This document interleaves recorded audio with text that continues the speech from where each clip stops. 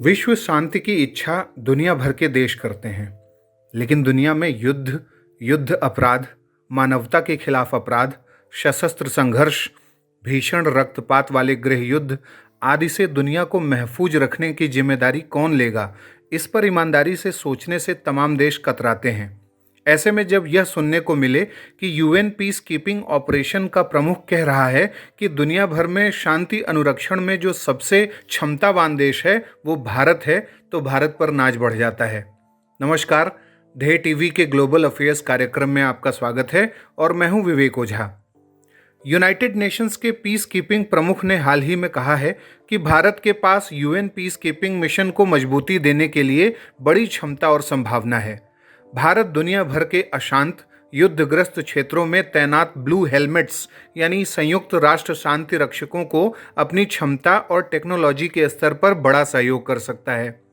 अगले माह दिसंबर में यूएन पीस कीपिंग की मंत्रिस्तरीय बैठक सियोल में होनी है और उसी के मद्देनज़र यूएन पीस कीपिंग ऑपरेशंस के महासचिव जीन पियरे लेक्रोइक्स ने संयुक्त राष्ट्र पीस कीपिंग मिशनों में भारत की खुलकर तारीफ की है। महासचिव ने कहा है कि भारत के पास पुलिस और सैन्य दोनों ही प्रकार के शांति रक्षकों के रूप में यूएन को सहयोग करने की बड़ी क्षमता है।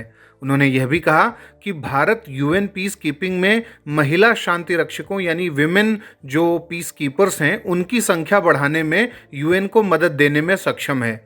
उन्होंने यूएन पीस कीपिंग मिशनों में सीनियर महिला अधिकारियों की संख्या में वृद्धि करने की बात की है और कहा है कि भारत महिला पुलिस और सैन्य पीस कीपर देकर यूएन की मदद कर सकता है।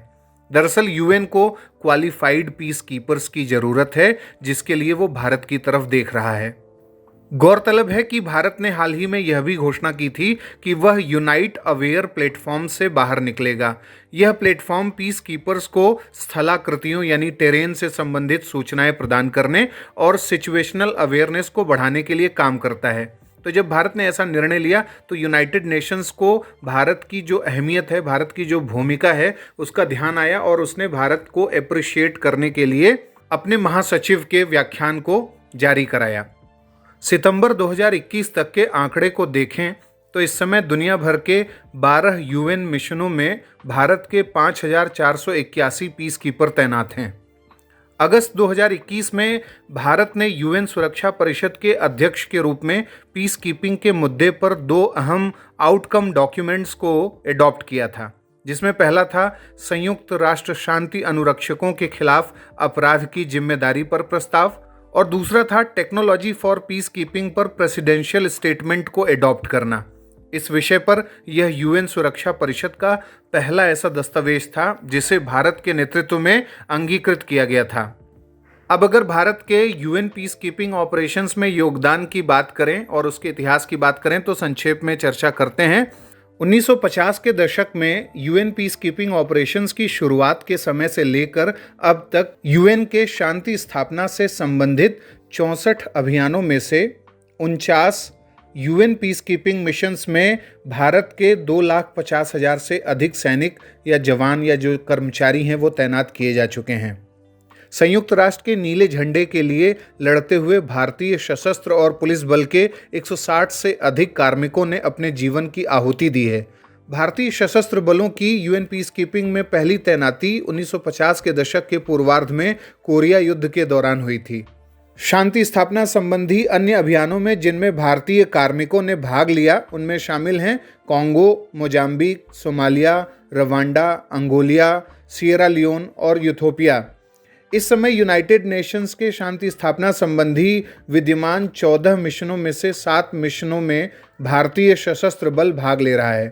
भारतीय फौजें Lebanon, Congo, Sudan, Golan Heights, Ivory Coast और लाइबेरिया में हैं।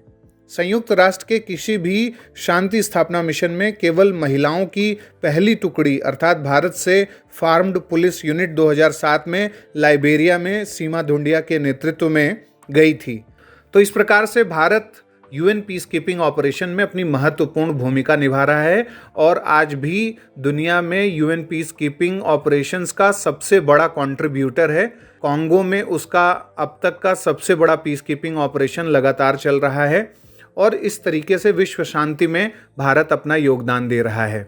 अब बारी है आज के सवाल की। आपको बताना है कि Bharat UN peace keeping operations के कितने अभियानों में से भारत के कितने सैनिक अब तक तैनात किए जा चुके हैं। आप अपने उत्तर हमें कमेंट बॉक्स में बता सकते हैं। अगले प्रोग्राम के साथ जल्द ही हाजिर होंगे। इजाज़त दीजिए, नमस्कार।